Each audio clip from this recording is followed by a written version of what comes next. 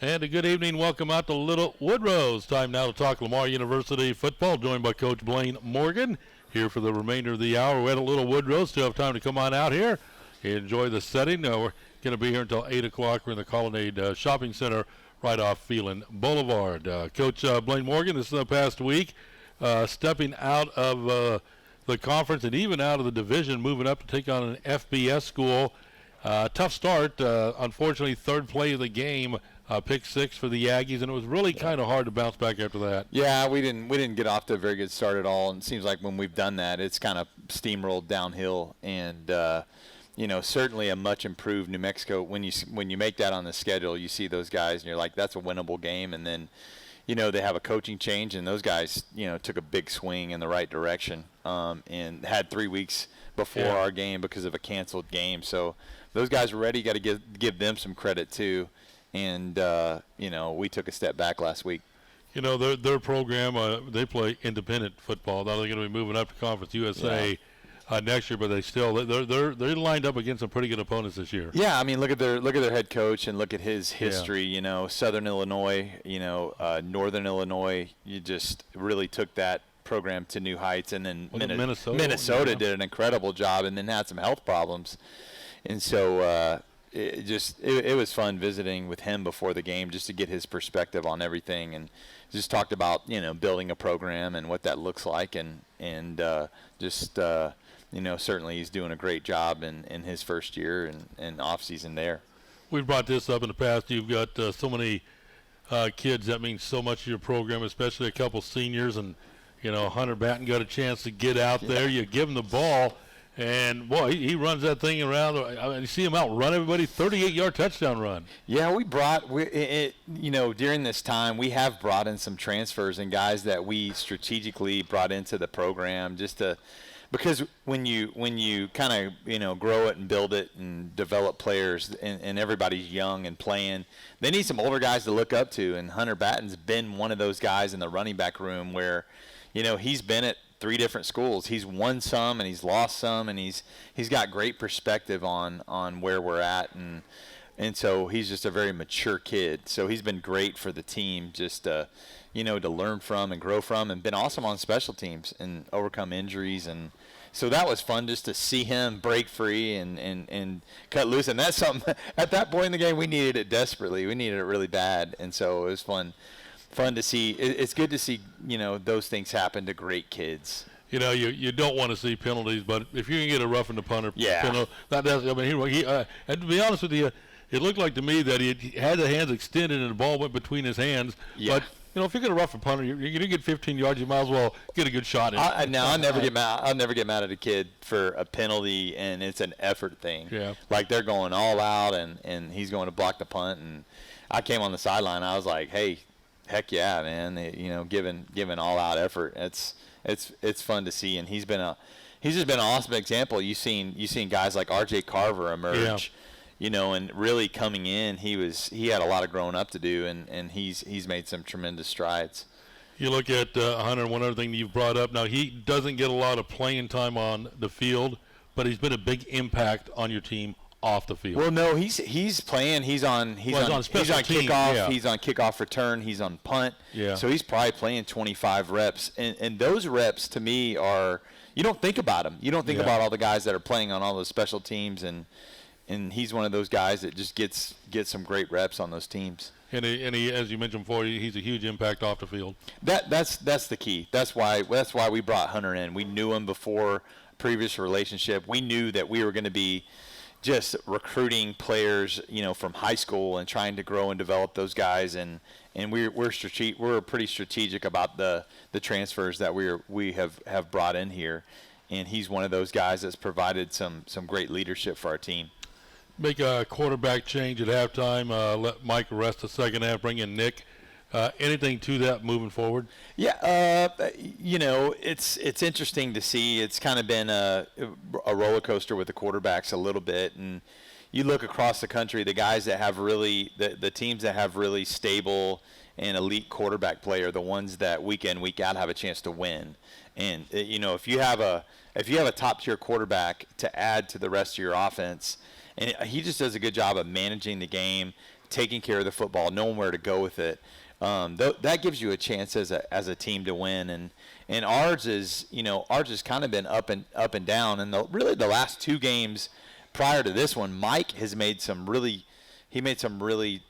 significant strides. Nichols took care of the ball, no turnovers, and then Southeastern not till late in the game, till the game was out of hand, played well. So you don't want to take that away from him, and then gets into the game and makes an early mistake and maybe just wasn't seeing it as well as he needed to see it. And we thought, hey, let's bring Nick in and see how he does.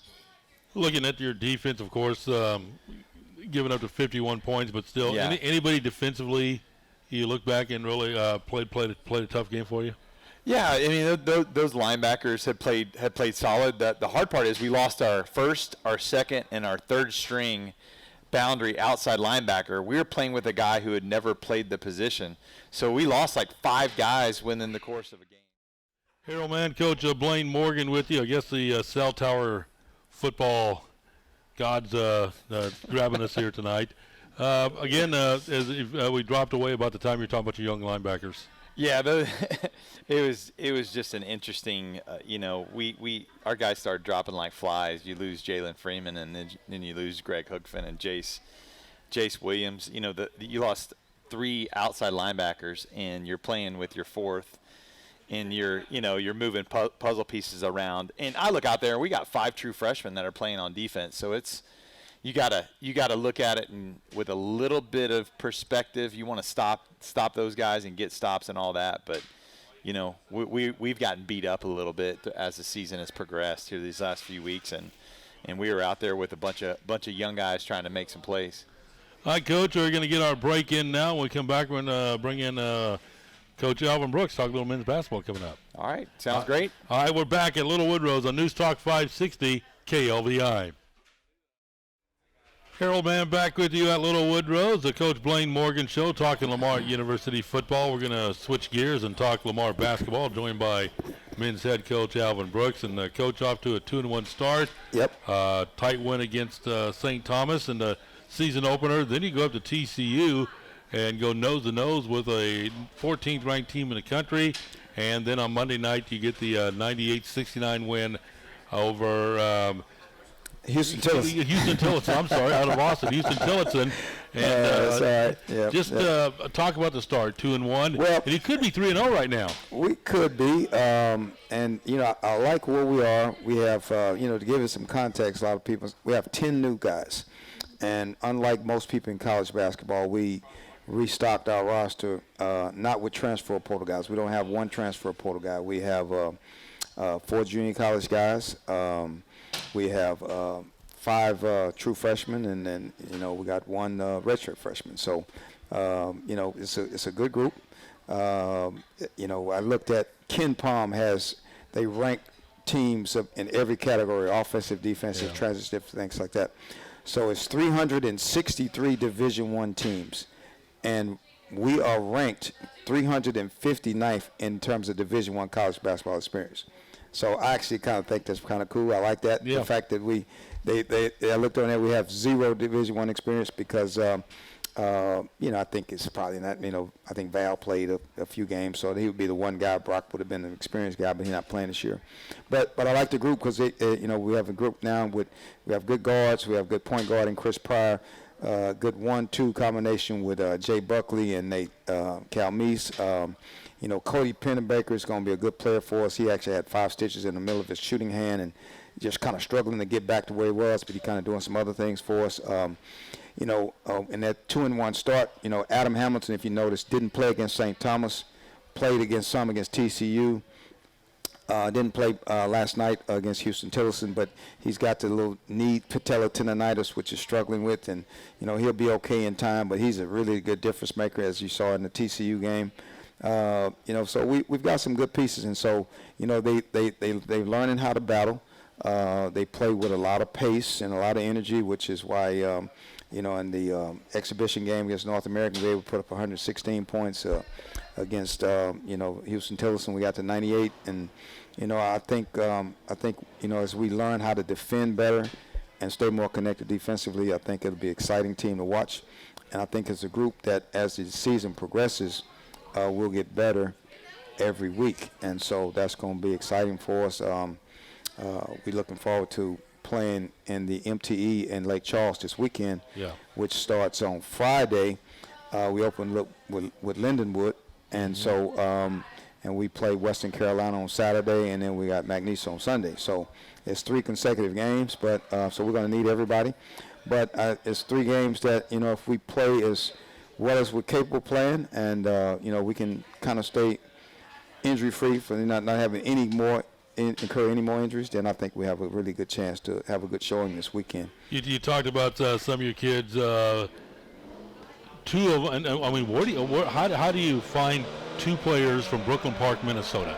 Well, Cody Pennebaker, and so to know a little bit about Brooklyn Park, it's Park Center High School, and so they won the Minnesota State Championship.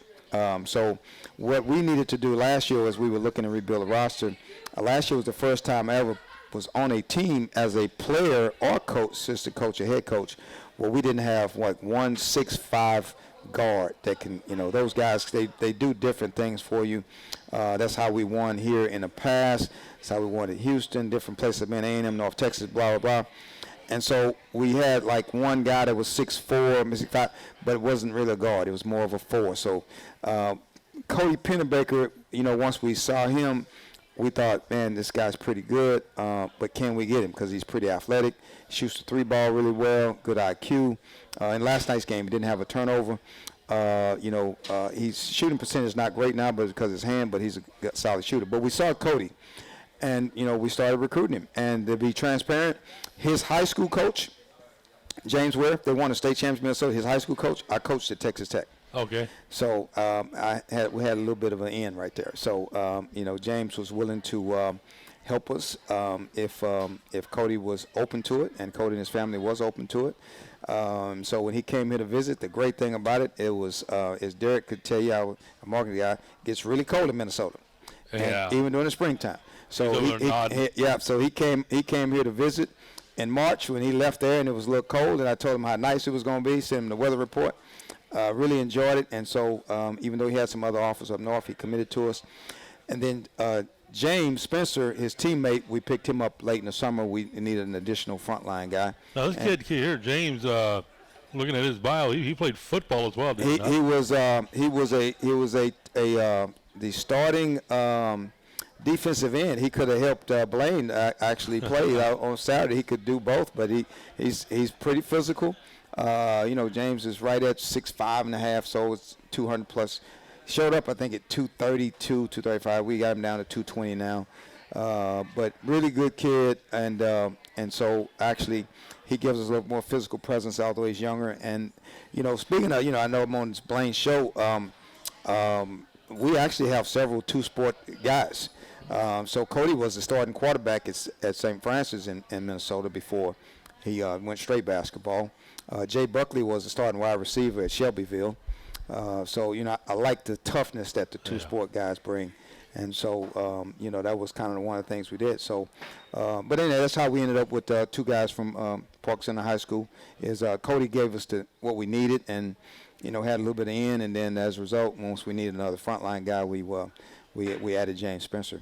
Yeah. You got, of course, a handful of road games while returning home in a couple of weeks against Texas State. Right. You got home and home against Southern Miss. You don't see that a whole lot with non-conference teams. Well, you don't.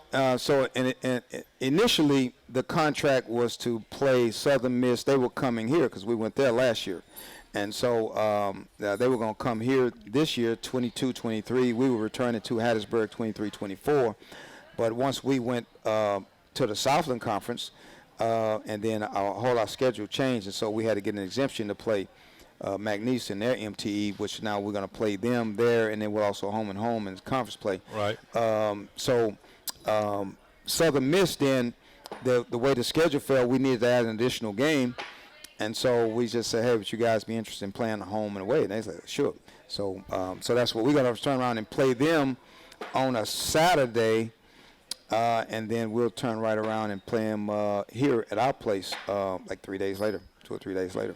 Hey, Coach, thank you so much for stopping by here at Little Woodrow tonight on the Coach Blane Morgan Show. Really excited about the upcoming season. Thank you for having me, and I appreciate you having me on here. And absolutely. Best wishes to Blane and the Cardinals and at McNeese on Saturday. All right, good luck. Good luck to you guys over in Lake Charles as well. All right, thank you. All right, Coach Alvin Brooks of Lamar Cardinals. Again, the men's basketball team in Lake Charles over the weekend, Friday, Saturday, and Sunday. Pick up Sunday's game, 1:30 tip-off right here on KLVI. We're going to get a break in.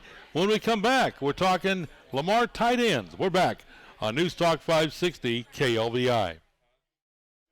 Harold Mann back with you out at Little Woodrow's, visiting Lamar University coach Blane Morgan, his weekly show. We're at the Colonnade Shopping Center on Phelan Boulevard, inviting you to come on out. This is our final show of the year, so if you're still in the neighborhood, got another 30 minutes or so, come on by and say hello. I want to thank basketball coach Alvin Brooks for stopping by, talk about the start of his season and ahead. Get over to Lake Charles. Get over a really fun weekend in Lake Charles this weekend, watching basketball Friday, Saturday, and Sunday, and, of course, Lamar football over there on Saturday night. We're joined by David Mertens, tight end coach for the Cardinals, and welcome to the show, Coach. Thank you. Tell us about your background a little bit, your road to Lamar. Yeah, so I actually started as a high school football coach in Wisconsin. Is that where you grew up, Wisconsin? Yeah, it was a really small town, Kiel, Wisconsin, maybe 3,000 people. Then went to school at the University of Wisconsin-Milwaukee, got a coaching job with my old high school coach at this really small high school. And third year I was a defensive coordinator, so I got to move up, get to learn some lessons some pretty hard way, but go from there, and then got into the college game and went on down to Texas with our receivers coach, we were at a different school, Howard Payne University. Out of Brownwood? Yep, out of Brownwood, Texas. And then went back to Wisconsin. And then June 2020, got the call to come on down to Beaumont.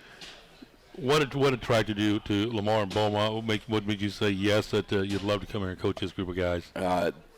First thing was the people. Coach Gibson is one of my favorite people of all time. Coach Morgan is a great coach to work for, a great man to work for.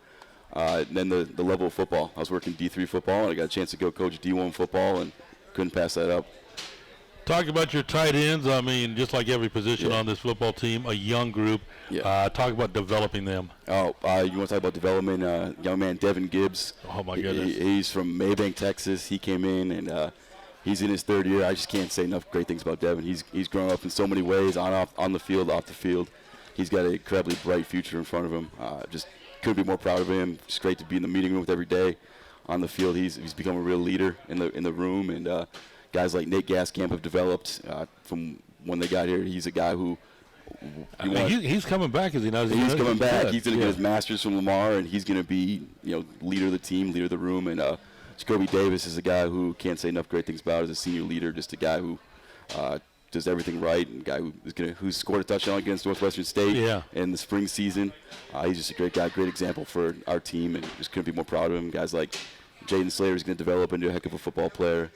Bo Dawson is going to be a good football player. Jace Burns, good football player. So he's excited about that room in the future. Tight end is one of those unique positions when it comes, because most of the time you're blocking. Yeah. But you also got to have good hands and be able to catch the football as well. So it takes a lot of athletic ability. Oh yeah, there's some of the best athletes in the field. All of our guys, none of them played tight end in high school. They all were receivers or running backs or quarterbacks, and they all get to come play tight end, and it's the best position in football. You get to be with the O-line, you get to be with the receivers, the quarterbacks. It's like, what more could you ask for? When you're recruiting a young man to come play tight end here at Lamar University, what are you looking for in the steps? He, like you said, he could be a wide receiver or a running back, and sometimes you see even quarterbacks converted to tight ends. Yeah, I think the first thing you got to see is the athletic ability. Is he tough? Like a couple of the guys we're recruiting, none of them are playing tight end really. So you see, is he nasty? Does he have a bit of a mean streak to him? Is he going to go finish blocks? Is he a great teammate? Is he always around the football? Does he go make plays? Does he play special teams, or does his team have to give him the football? Are they finding ways to get him the football? And those are the guys who end up playing tight end. Visiting with David Mertens, the tight end coach here at Lamar University. Just talk about the upcoming off season and how you want to get these guys stronger, bigger. They're going to see a lot of weight room action over the off season. Oh, they're going to live in the weight room. They're going to live in the nutrition center. And if you want to look at a guy like Devin Gibbs, he's probably put on 50 pounds since he got here. Just develop. Those guys are all going to push each other. Iron sharpens iron. So I'm excited about the way these guys work together, the way they push each other, and the way they show up every day. You talk about nutrition, and I noticed this on our trip to New Mexico. Getting back on the plane, there was a cooler, Gatorade and water, no soda. You try to keep them off the soft drink? You got to just water, Gatorade. Just that soda, man, that'll get you every time. Talk about the young group of guys you've got and what we can expect out of them. I mean, it's a good problem because you got a lot of them. Yeah. You got a lot of them that are going to get at, and they all have been really contributing. Yeah, I mean, Devin is a young guy too. He's been here for a while, but he's still a young guy. He's still a sophomore in the roster. He is. The way it shook out with redshirting and COVID, he's going to be a guy who makes a lot of plays here for a long time. Jaden Slater is a guy who is going to develop into the next guy, and they got really good examples. You watch the way Jacoby Davis handled himself, and those guys. There's really Nate Gaskamp, the way that guy's the guy you want. He's that fullback type who's just going to go take somebody's head off. There's just a lot of great exambles to learn from. A tight end that wears number 11, that's just something, Yeah, I mean, he used to wear 44. We give him like 11 changed you, man. That's 44 wouldn't have done that. But with the youth on this team, and I mean, from top to bottom, even in your tight end classes, have you some of its development and maturity, I guess, have you seen game by game from your young guys? I mean, look at when Devin Gibbs, when he got his action 10 games later, I mean, he's grown up so much. I'm excited to see how he plays this week, and he's just a guy who you go, man, what is he going to – you got to figure out a way to get this guy the ball. What's he going to do next? And he's just a guy who you want to run behind, you want to throw it to him, you just want to, everything you can with him. And Nate Gaskamp just makes some plays, man. He's a really good player, and Jacoby Davis is all over the field, offense, special teams. He's a guy who you want out there on the football field. Before I get you out of here, you're a Wisconsin guy? Oh yeah. Are you a Packer fan? Until I die. Derek? No, we're Vikings fans. Well, you get 1 year and you don't know how to act. We got the. Yeah. All right. I hope actually, I was rooting for the Packers this weekend. Yeah, I don't root for the Cowboys, so no, you can't. Nobody can. It hurts. All right, hey David, thank you so much for stopping by. Good luck this coming Saturday in Lake Charles against McNeese State. Let's close it out with a win. Let's do it, and let's get it rolling. Get off season and get ready for 2023. Yes, sir. Can't wait. All right, thank you, David Mertens, a tight end coach at Lamar University. We're back to Little Woodrose on News Talk 560 KLVI. Harold Mann with you at Little Woodrose, final Coach Blane Morgan show for the year as we wrap down the season at McNeese State coming up on Saturday. That's a 7 o'clock kickoff, which was an afternoon kickoff, but it's a 7 o'clock kickoff. Coach, talk about your tight end coach, David Mertens, and who we just had on the previous segment. Yeah, it's a great story. He's just a guy that was working for some guys on our staff at a Division III school, and just – he's done everything, I think, from equipment to graduate assistant. And he's one of those guys that just doesn't ever complain, just worked as hard as possible. And he's, just a loyal guy and willing to learn and adapt. And we had a tight end opening late, in the summer, and he was the guy. He was the right guy at the moment, and has done a great job. Really inherited probably one of the most solid rooms on the team. You look at that room. You got Devin Gibbs, who is got the talent to be. He's going to be something special. He's got a chance to be like a really high level football player. Nathan Gaskamp is one of those, kind of like a Hunter Batten. He's one of the few, like you talk about locker room guys, leaders, guys that everybody on the team kind of looks around. Just imagine when you get 11 of those guys, 11 Nate Gaskamps. Right now we got one.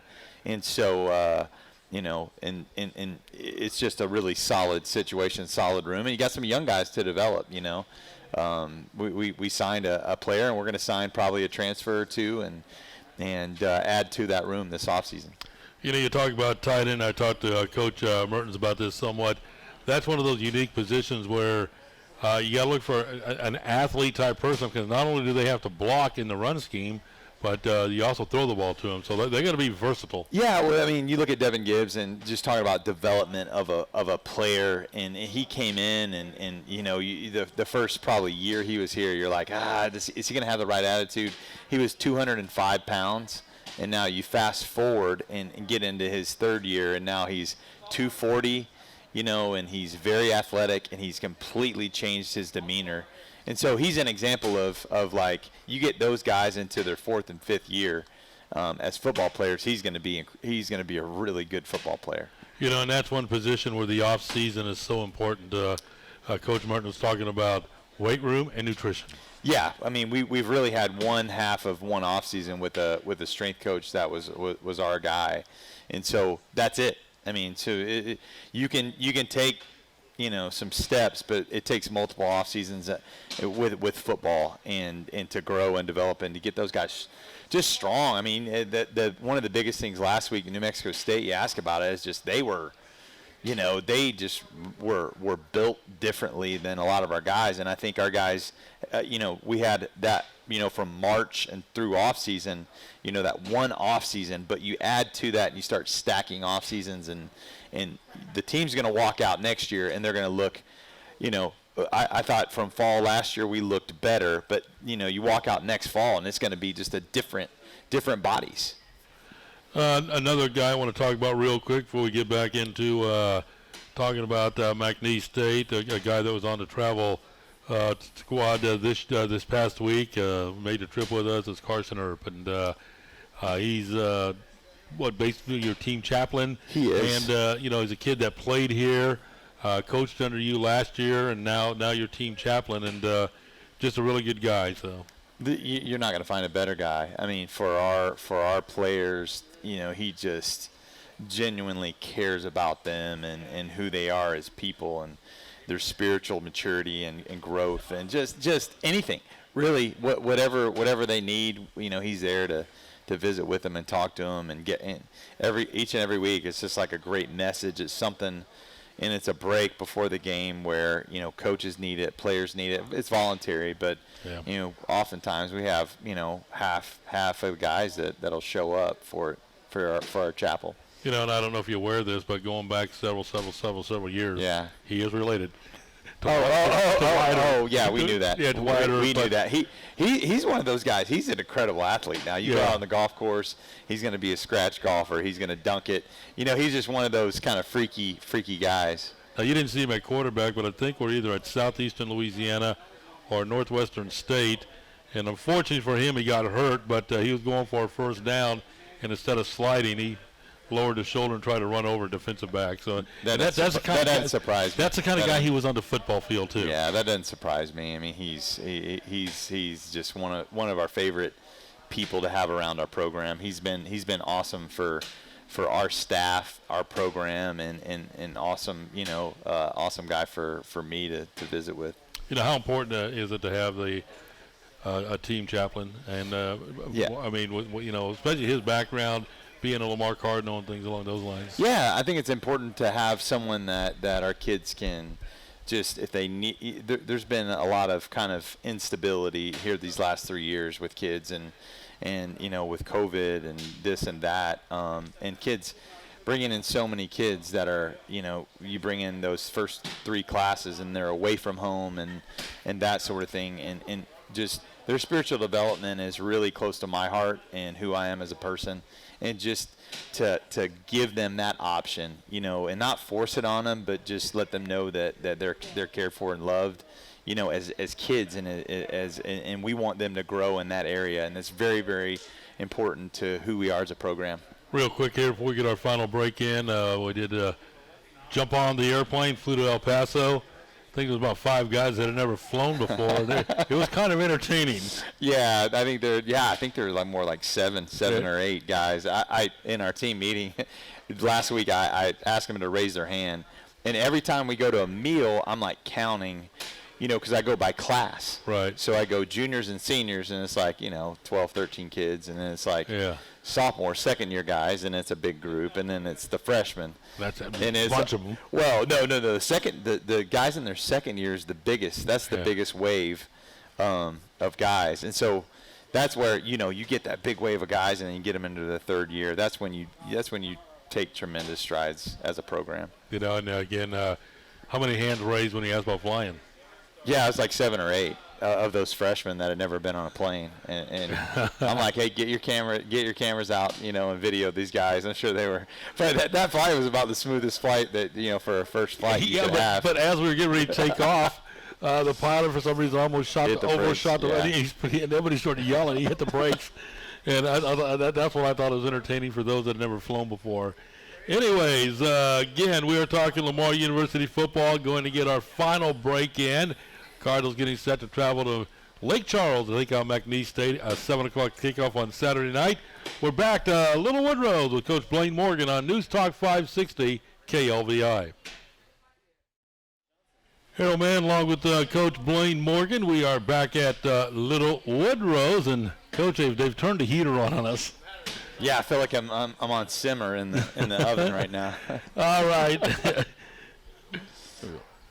Getting ready for McNeese State coming up on Saturday, and big rivalry. And just as always, when you hear Lamar, McNeese, regardless of what sport you're playing, it's always a good time to.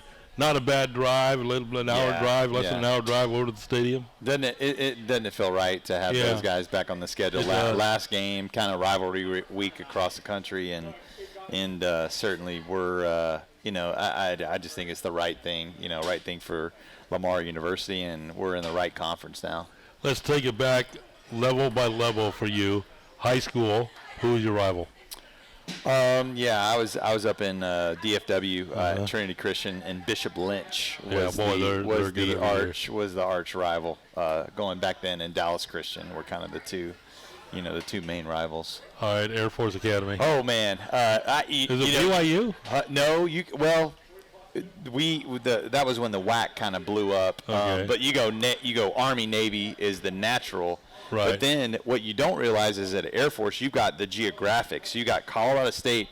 It was a bitter, in the 90s, it was a bitter rivalry. I mean, I would put that number one during my time at Air Force, Colorado State, and they were good. Sonny Lubick, Joey Porter, and player after player, there. And then Wyoming. Wyoming has always been kind of this understated rivalry that is 3 hours away. So you had some really natural rivalries at those places. And prior to coming to Lamar, you were quarterback coach at San Diego State. Mm-hmm. Who was the rivals of the Aztecs? They play when you play Fresno State, you play for an oil can. So an oil can is the trophy there. And I was surprised. What I was surprised to learn is there's no physical trophy. Is that right, James? Yeah, we need to work on that, because that just means something when you can win the game and you go grab that trophy. And you see it in the Big Ten. Like, it seems like these last few weeks, Michigan, Ohio State, and Minnesota, Wisconsin. You see those all the different trophies. I just think it's a really cool thing it's a great thing about college football. Here's something pretty cool going back. In the early years of bringing the program back, of course, McNeese to the rival, they brought over a big club over here one day because they're going to bring the wood. They beat Lamar in Beaumont, and they leave the club on their sideline. One of our trainers takes it and puts it in a closet. Lamar takes it over to Lake Charles with them the next year and beats McNeese State and held up that club. And that's what rivalries are about. Yeah, it's about winning and going over to their sideline and grabbing the trophy and hauling it around, and that's what college football is all about. McNeese, one of the teams that they struggled early on, but they've been playing much better the last few weeks.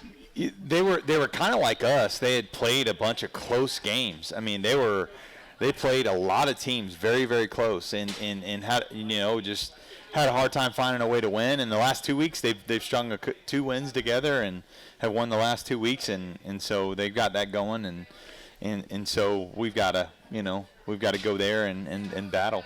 With so many youngsters, a lot of freshmen on this team, do you think they understand the Lamar McNeese rivalry? I don't think many guys on our team do, because we've been, when we went there in the spring and we played in the Southland, there's only a couple guys left on the team. Right, and then last year, really, probably like 8, 9 maybe that were on that played in that season, and so they don't. We went from the Southland to the WAC to back to we've gone. It's been kind of a roller coaster in a lot of ways. So No, but I think it's important that they understand the history of Lamar football, because every time we go into a team meeting, we talk about, the championships. I say championships, we say 6, because Lamar football's won 6 conference championships, and we said we're working on 7. So that's kind of how we start our meeting, because it is the ultimate goal.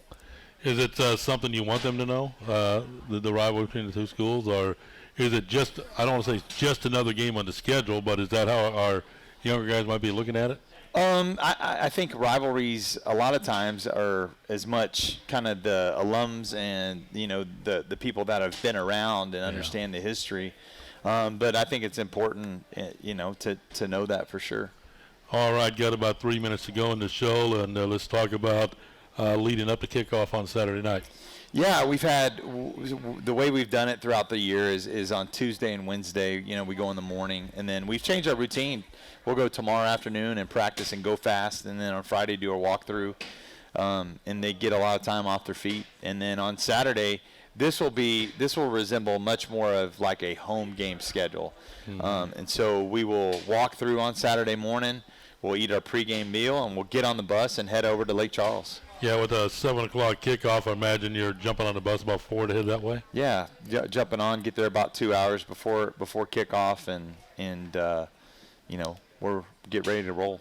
On the air at 6:30 here on KLVI, 7 o'clock kickoff. You can't make it over, but still love to get on over there. Get over early Friday, watch Lamar basketball Friday, Saturday, football Saturday night. Stick around and watch basketball on Sunday afternoon as well. Yeah, Lake Charles will be hopping this weekend. It'll be fun to have a lot of Lamar Cardinals over there. Coach, our final coaches show of the year out here at Little Woodrose, and thank you for all your help. Bring along your assistants, awesome. A lot of your assistants along this year, and really looking forward to first off this game Saturday in Lake Charles, and we're looking forward to 2023 and watch his team progress. Absolutely. I mean, you lose 5 guys, so the entire team will be back. Well, we won't have time to talk to you because we won't have a show next week, but what's the off-season schedule going to look like? Yeah, we'll go hard and heavy. When we come back on Monday and Tuesday, what we'll do is have kind of debrief, with the kids, and then just set the vision for the future and down the road and getting into the off season. And then we're already in the middle of recruiting and been recruiting all our junior college players, and probably we'll sign 8 to 10 of those guys.